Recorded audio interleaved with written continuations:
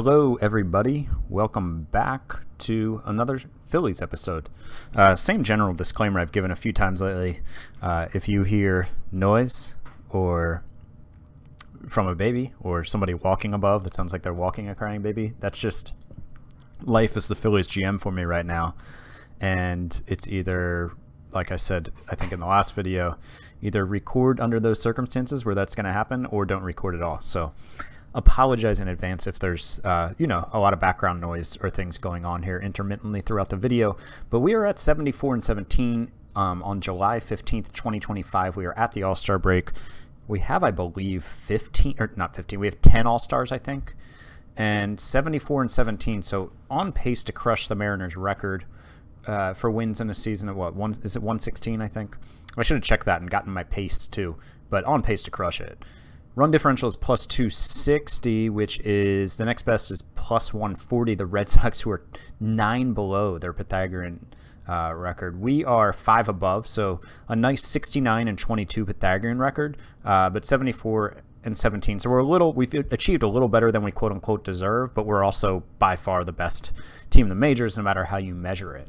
So going to look through the team here. We're going to look through the trade deadline and go through the trade deadline. I'm going to show you a few interesting draft prospects as well that I got after the 5th round.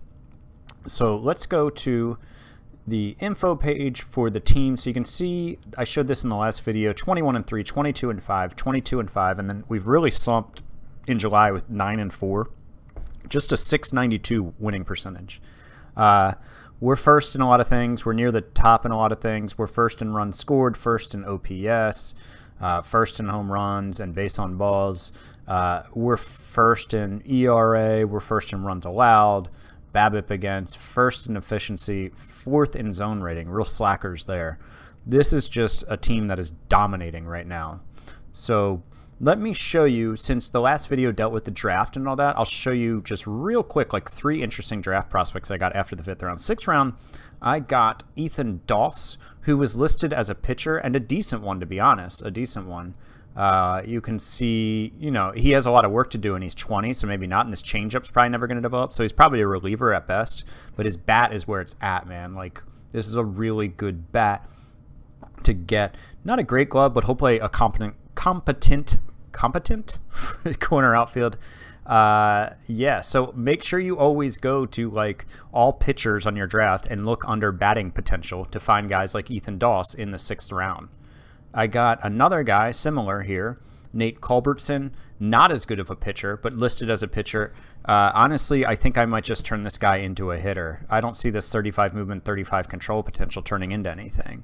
And just, I mean, he's got 3 good pitches and decent stuff, but I just don't see it turning into anything. But as a first baseman / DH, this bat's got to play. He's got to max this out because he's not going to play the field anywhere.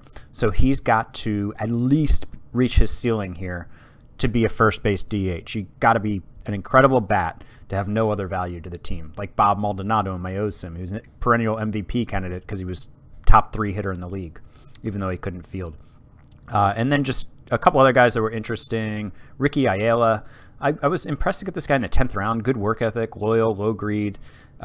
It's because his arm sucks. I'd assume that scared a lot of teams away. So maybe he's not going to be able to play second base if his arm doesn't develop, which those things are fairly static. I've read some places that these things change more in out of the park 22 than previous versions, but I have not witnessed that. But maybe you guys have had a different experience. But I just think this bat was exciting enough as an 18-year-old to take in the 10th round, even if he might not be able to play the field. Yeah, that arm sucks.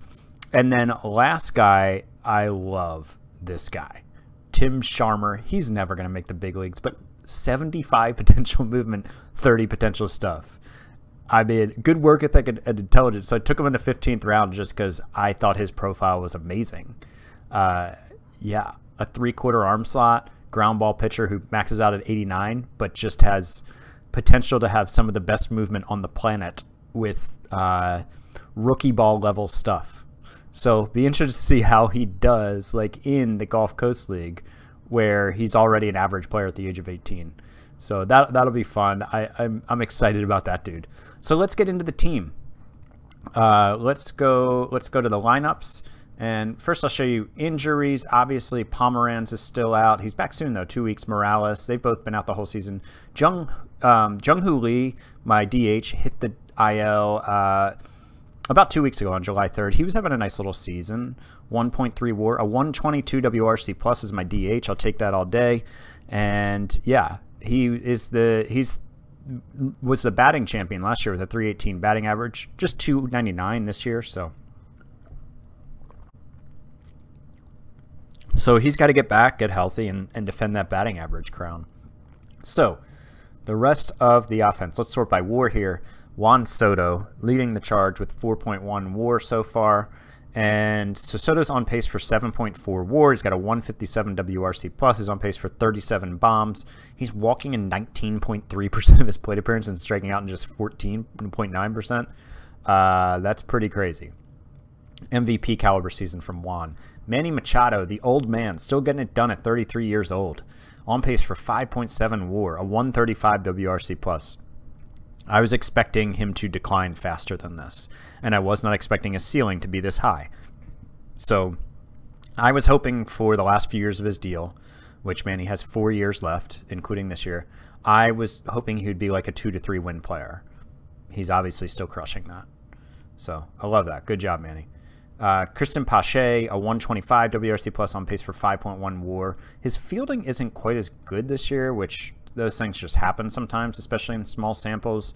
A 12.3 zone rating last year, just 3 this year, and he's coming up on that amount of games played here in the next month or so.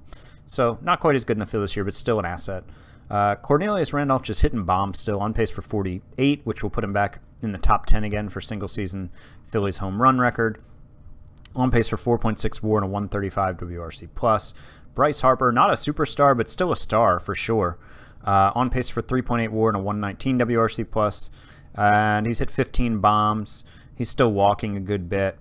Good season from Bryce. Good, not great, I guess I should say. Willy Adames, his bat has come back down to earth this season after being just a world beater last season, but he's still playing a great defense with a league average bat. We'll take that all day. His zone rating, yeah, I mean, he's in the same neighborhood he's been in every season with me. By the end of the season, he will be.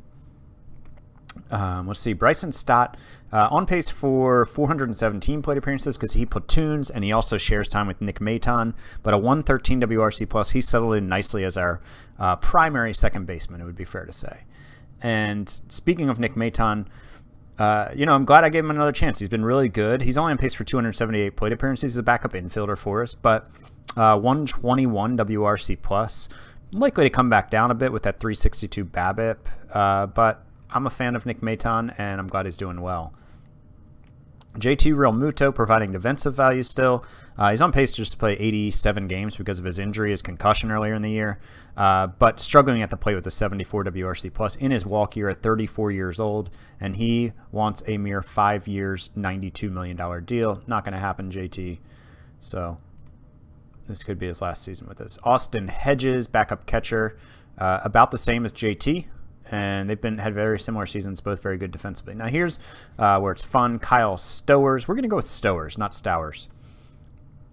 He's an Orioles prospect in real life, so I should know how to say his name. But he is up because I think it's Garcia, who is my starting fifth outfielder. My fifth outfielder to start the season, I should say. Starting fifth outfielder. And I preferred him because he was a righty bat, but Stowers was dominating AAA, and Garcia was just bad. So Stowers has been up, and I probably want to bring in a righty bat, but he's handled himself well in limited playing time with a 122 WRC+. Rock Riggio, who I should mention, I didn't last video, is the first draft pick of mine to reach the major leagues. 2021 round 5. We paid over slot for him by a good bit, a $5.75 million bonus in the 5th round. Really first-round talent with a 5th-round pick because he had scared off a bunch of teams with his ask. And Riggio is up because of the Lee injury, and he's getting some part-time duty.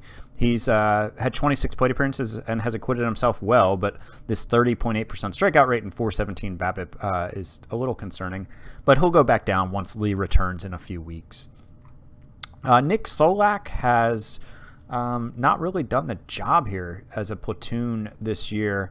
He's below league average against lefties, and we have him here to hit lefties. He's real bad against righties, and I don't know why Girardi insists on using him as a pinch hitter so much against righties, but or maybe it's games that he comes into to face lefties and then stays in the lineup. I'm not sure. I don't follow it that closely. I don't look at the box score to see when he faced a righty and figure that all out enough, but possible area of upgrade there. We'll get into that more in a minute. Pitching side of things, Aaron Nola tied for the lead with Edouard Segovia, the phenom. So Nola is having a nice bounce back season. He's on pace for 4.7 WAR, 6.4 R WAR. His ERA is 2.91. His FIP is 3.62. He's striking out more guys. He's giving up fewer homers, and just a great season at age 32. And good to see, since we've got 4 more years left after this one, which we knew that was a risk coming in. And then let's go ahead to our man, Edouard Segovia. Now, he's only on pace for 174 innings. You know, like you can see here, he got pulled after 4 2/3 and no runs. But the reason I'm doing that is because he's fragile and he's young. So I have him on an 80 pitch limit. You can see he's out of there. He's out of there after 80, which he works into the 6th, even the 7th sometimes for us. On pace for 4.7 WAR and 7.6 R WAR in just 174 innings. That's pretty good. I mean, ERA plus of 205, so he's 105% above league average with a 2.21 ERA, FIP of 3.41. He is suppressing home runs. He's striking guys out. He's not walking too many. I'm not sure if he's eligible as a rookie with 55 innings pitched and 20 appearances last season, but he would make a run at Rookie of the Year if he is.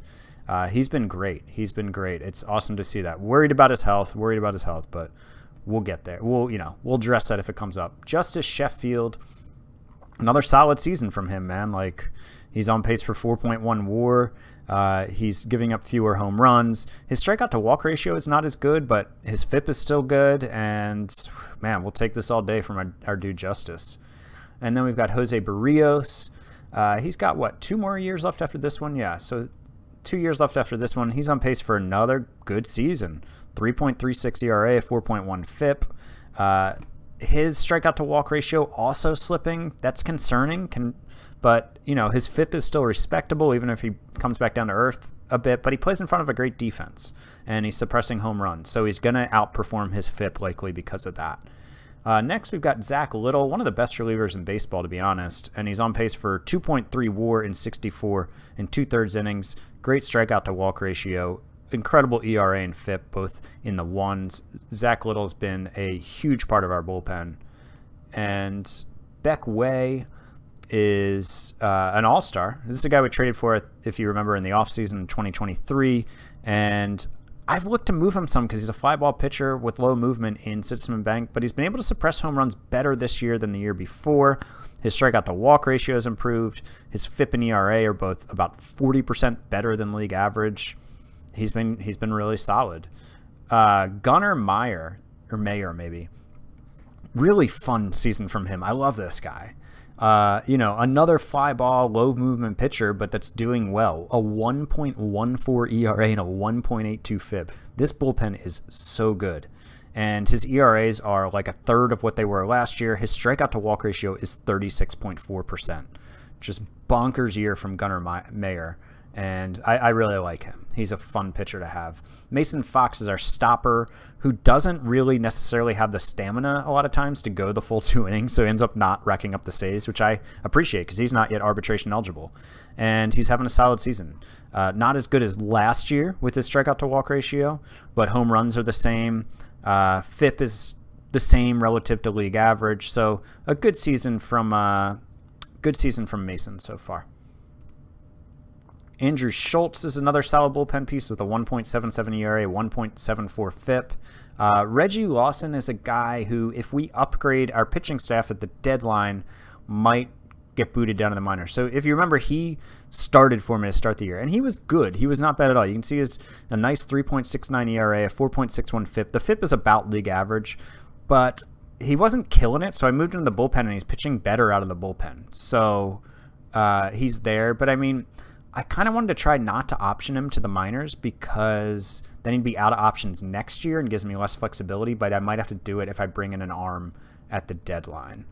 So then we've got, let's see, who else do we have left? We have Burl Callaway. We brought in Burl Callaway in a trade because Logan Allen just wasn't getting it done as a lefty. So we got Callaway from the Mariners, who I love because of this 70 movement. I mean, obviously, these other 70s and 75s are not bad either. He's only pitched 2 games for us. We just traded for him on the 4th of July. And he's been a little homer prone, but hopefully he'll settle in. We didn't give up a lot for him. We gave up Oswald Medina, who is a 23-year-old pitcher who we had in high A ball, who I don't really see as a major league pitcher. And Aaron Bummer is our closer a lot of the times. He has 17 saves. He's got .55 WAR and a 2 R WAR. He's got a 1.82 ERA and a 4.08 FIP. So some of these dudes are really bound to regress, but they haven't yet. But that 202 BABIP, man, could get ugly for some guys in our... Not ugly. None of them are pitching badly, just not as well there. So Brett DeGoose. Let's go with DeGoose. It might be like when this guy becomes a known player like Nick Maton. My Orioles sim, the whole sim, I called him Matan because that's how I thought it was pronounced, and he wasn't promoted to the major leagues yet, so I didn't know. So DeGoose, or DeGoose, he started and pitched 126 innings, put up 2.2 WAR for Texas in 2023 and made the All-Star team. So I moved him into the rotation, and he's been okay. He's been fine. You know, he hasn't like locked down a job for himself or anything. My mouse has kind of been on the fritz, if you can't tell. I ordered a new one, but it has not been delivered yet. So it should be here next week. So as a starter, I mean, he's got a 3 ERA and a 3.41 FIP, 3.12 ERA and a 5.13 FIP as a reliever. So he's been better as a starter in those 5 starts. But he's not striking a lot of guys out, which is strange because I feel like I guess he's more a movement guy than a stuff guy, but with that fastball, I thought he'd get more Ks. So I think the goal is to get DeGosse back to the bullpen and probably send Lawson down.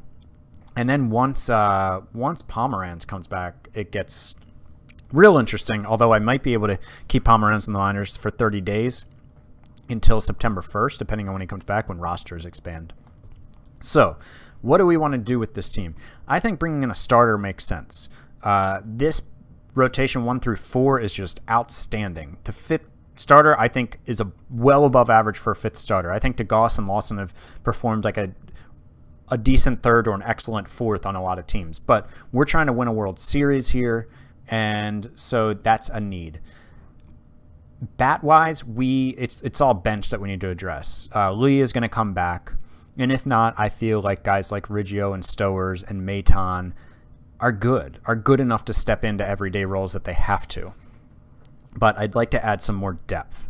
So assuming Riggio goes down for Lee when he comes back, I have 2 left-handed of a bench because Soto's a lefty, Harper's a lefty, Lee here would be a lefty, Riggio is also a lefty, by the way. So I'd like to bring in a righty outfield bat to be that 5th outfielder in place of Garcia, who just didn't get it done. I'll consider replacing Solak too, but it's such a small sample, and he's been so good against lefties for me that I probably will just stick with him because I don't want to make a decision based off of, half a season of batting splits. It's just such a small sample, but I'm considering it. So I think that the objective is add a corner outfielder or just outfielder who's a righty and hits lefties well. So we can get, when we give Soto, Harper, or Lee days off, it's against lefties, and add a starting pitcher possibly. I don't have a ton of money. I have $11 million, which that's a good amount of salary I can add on because, it is prorated, of course, given that part of their salary has already been paid through this part of the season.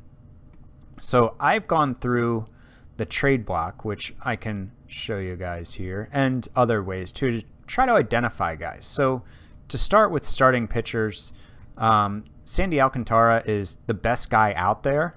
And looking through these guys, I think he's the best guy out there by a decent margin for our club. And I mean, he's a good pitcher. He's got normal injury proneness. He's got 5 good pitches. He's above average with stuff and movement. His control is average.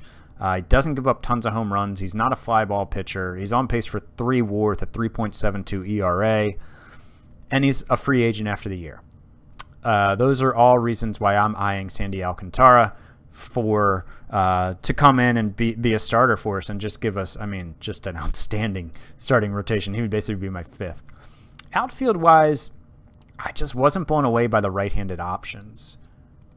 Let's go ahead and see here. So, like, you know, I'm not going to employ somebody like Marcell Ozuna. Sorry, sir. You know, if somebody wants to debate innocent till proven guilty, you know, fine. But I'll keep him off my team until he's proven innocent as a human being in real life.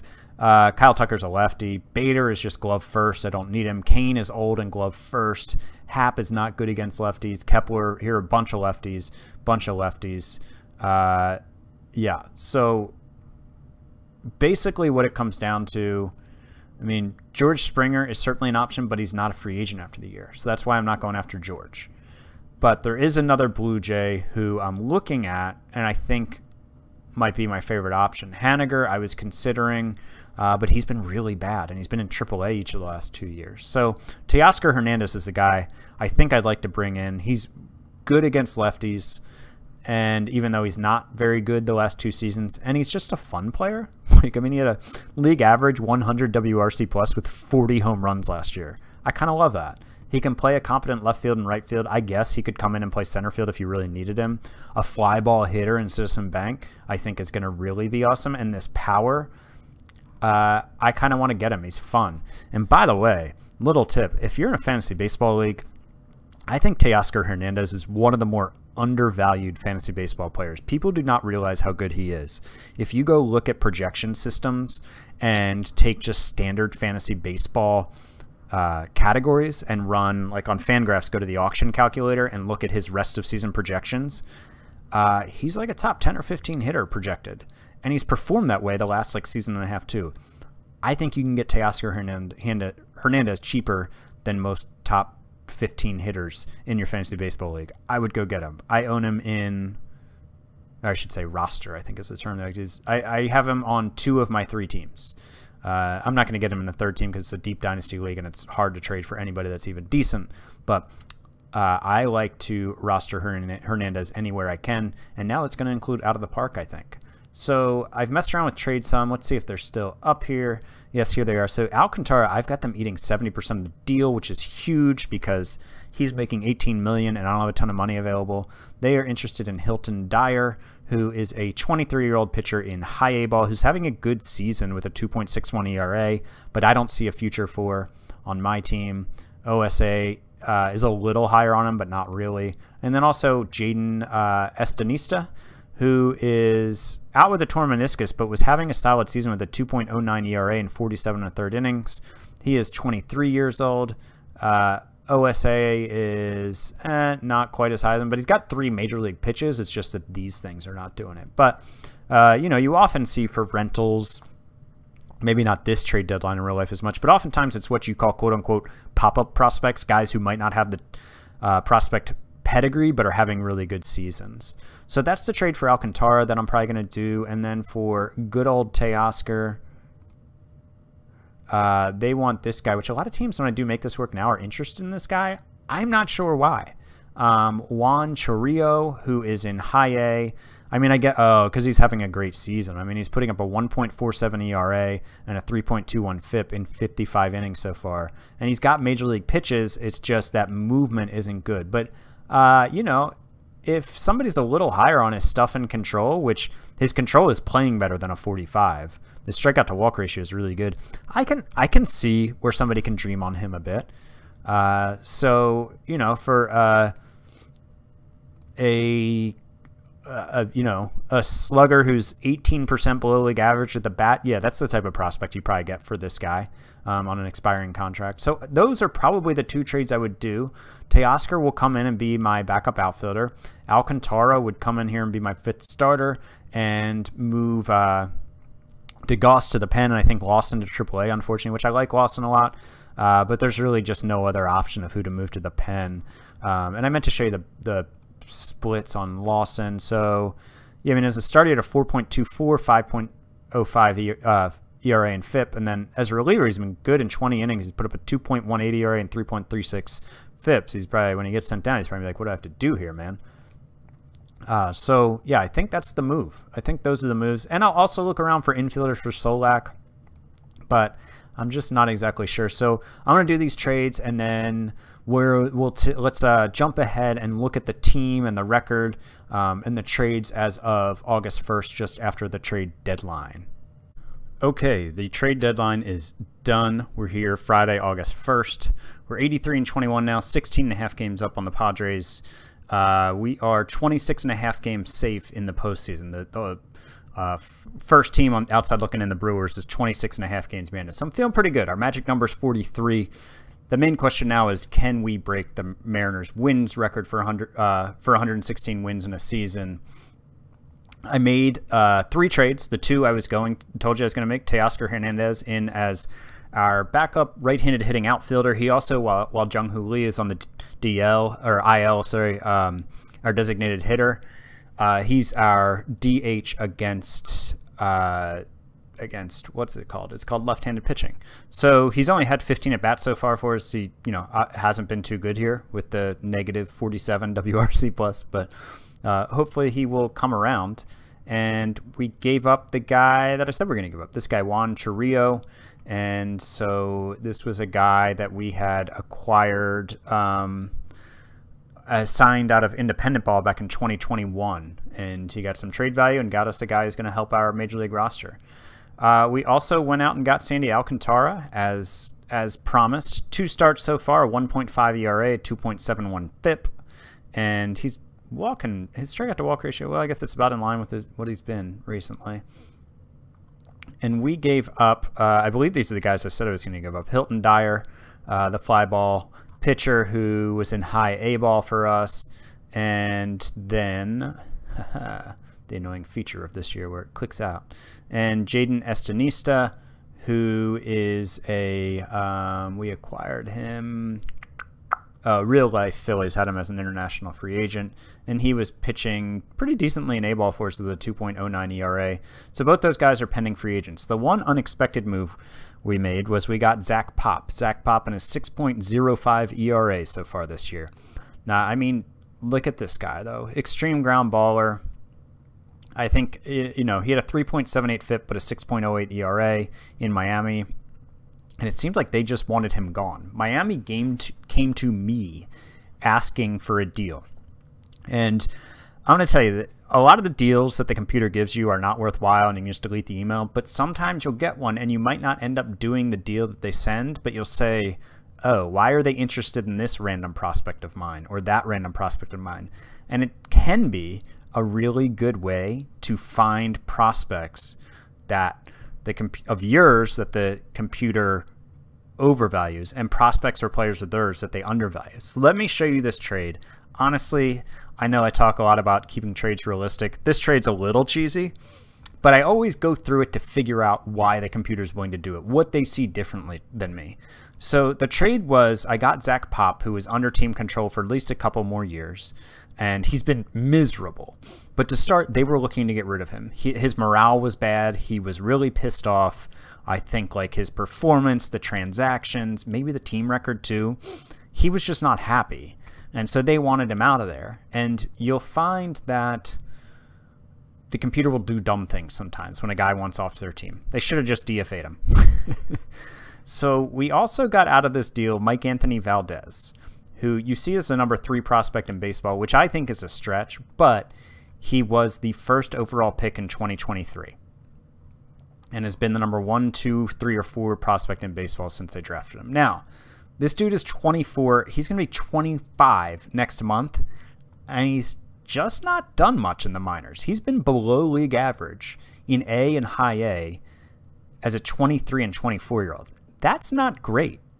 And I'm going to be honest, when I went through this package, when I found a package of prospects they liked based off of what they were asking me and the Make This Work Now button, they were not willing to throw in other prospects of this caliber or even lower than Valdez.